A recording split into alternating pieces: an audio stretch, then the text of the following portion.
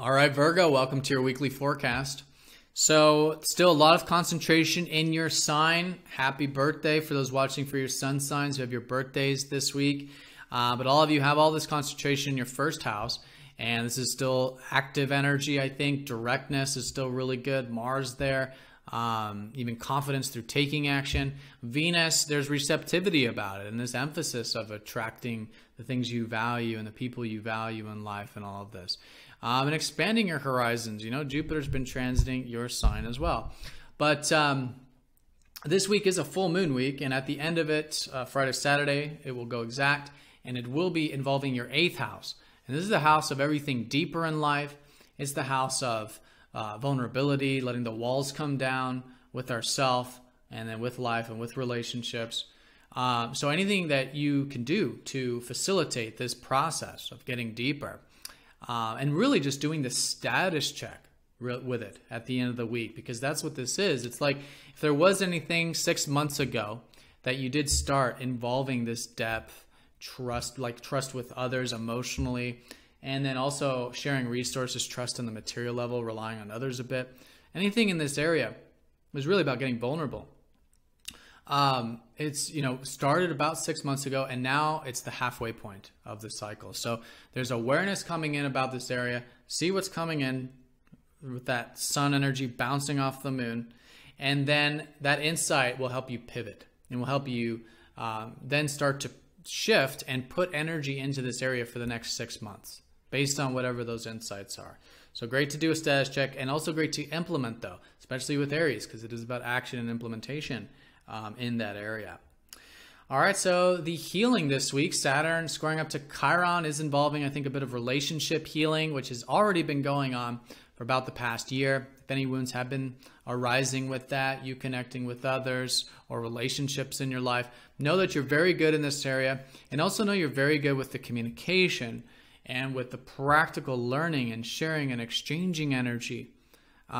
Because you've had Saturn transiting your 3rd house for the past 2 years, which has likely created, this bit of more seriousness or limitation when it comes to the mind and practical stuff and communication. So, know that Saturn is actually finishing up here. We all have about a month worth with Saturn finishing up Ophiuchus. He's going to ease up out of that 3rd house, give some, maybe a bit of just more openness with the communication, with the mind and all this. But use this time, right? So use this time, especially this week, to face any wounds in these areas that you can take action towards in the face of the wounds. And as a result, go through this healing process that is going to really help you solidify even more your communication, your practical side, learning, exchanging, things like this. So Friday, Saturday, at the same time as the full moon, we do have some aspects with the fast movers. We have Venus sextiling Saturn, and then opposite Uranus. I think the opposition to Uranus will take the forefront with that one. So remember the whole concept of freedom in relationships, right?